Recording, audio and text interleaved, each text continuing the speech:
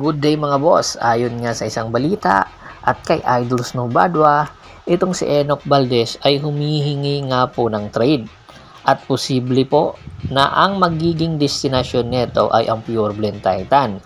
Dahil nga po humihingi ito ng trade, isa sa mga rason kung bakit humihingi ng trade itong si Enoch Valdez dahil po sa limited time na ibinibigay sa kanya ng Pure Blend and rather Enlix Road Warriors, especially sa kanyang coach na si Jungwoo Chico. Matatandaan po, simula po ng pasukin or maging kapalit bilang head coach itong si Jungwoo Chico ay wala na talagang naibibigay na time itong kay Enoch Valdez. Pero nung time na si Frankie Lim, binibigay ng time itong si Enoch, kaya naman magandang ipinapakita.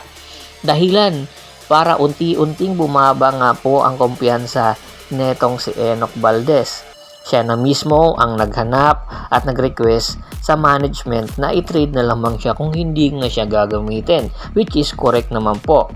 At ang possible destination nga po, itong Pure Blend Titan na naghahanap din po ng isang energy guy na kung saan naiwan nga po ni Calvin Abueva itong Pure Blend. Kaya naman itong Pure Blend ngayon ay naghahanap talaga ng posibleng maging replacement nitong kay Calvin Abueva.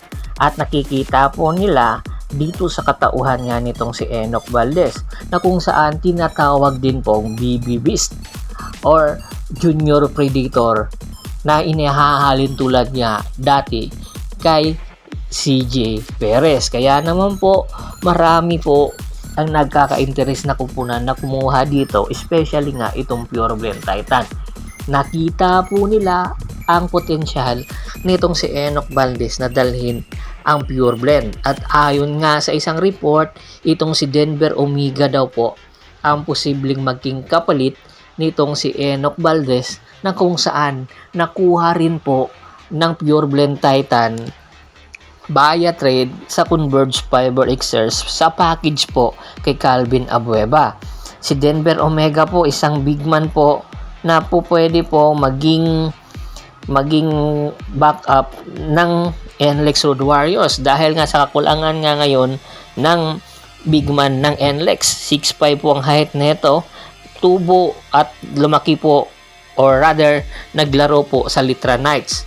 At isa pa po sa posible na magbabalik PBA ay itong si Mikey Williams. Ayon nga po kay Idol Snow Badwa, nalalapit na daw po ang pagbabalik ni Mikey Williams. Mayroon pa pong pinaplansyang mga gusot-gusot sa negotiation na nagaganap nila ngayon. Pero po, nagkakasundo na daw po yung Converge at ang panig nitong si Mikey Williams. Isa nga po dati sa mga rason kung bakit hindi mapirma-pirma itong si Mikey Williams dahil nga po sa hinihinging halaga. Pero ngayon, nagkasundo na po sila sa presyo, kanya lang yung mga incentives na lang po. Pero kukunti-kunti na lang daw po at posible magbalik sa Commissioner's Cup itong si Mikey Williams. Pero meron ding lumalabas po ngayon na dahil po sa pagpirma nitong si Mikey Williams or posibleng pagpirma ay gagamitin lang po itong trade asset ng Converge Fiber Xers. Opo, dahil nga sa tagal ng panahon, gusto lang papirmahin ito at ititrade po ito. At ang possible destination nga ay itong Barangay Ginebra, San Miguel na kung saan napapabalita pong nagkaka-interes kay Mike Williams. Dahil nga po sa kakulangan ngayon ng scorer nitong Barangay Ginebra, San Miguel ay gusto nga pong kunin nila itong si Mikey Williams. Kumbaga, yung mga negotiation na nagaganap ngayon between Mikey and Converge, ang nasa likod nito ay itong Barangay Ginebra, San Miguel. So, lahat po ng request nitong si Mikey Williams gusto nga ibigay ng barangay dahil nga si barangay naman daw yung babayad nito. Pipirma lang po ito sa Converge, kaya naman hindi po katakataka na magkasundo nga po yung panig ng Converge at ng kampo nitong si Mikey Williams. Ito daw po ngayon yung nagaganap na negotiation. Kung mayroon man po mga konting mga gusot ay gusto nga tapusin na agad ito. Kaya aabangan natin kung ano ang magiging destinasyon at kung paano makukuha ng Converge Fiber Xers at mapapirma itong si Mikey Williams. Pero sa negosasyon na nagaganap sa barangay at Converge Fiber Xers, gusto nga kunin ng barangay itong si Mikey at meron namang hinihinging kapalit itong Converge Fiber Xers na isa rin sa mga posible. At gusto nga kunin ng Converge Fiber Xers itong si Scotty Thompson. Opo, kung sakali nga pong ibigay ng Converge si Mikey, gusto maging kapalit ay itong Scotty Thompson na hindi naman po napapakinabangan ng Barangay Ginebra pagdating sa scoring. Oo, maganda ang rebounding skills nito, pero hindi po sapat ang rebounding skills lang ng nasabing player na si Scotty Thompson. Kaya hindi basta-basta at hindi bibigay itong si Converge para maibigay si Mikey Williams. Yan ang ating pakaabangan kung matutuloy ba ito.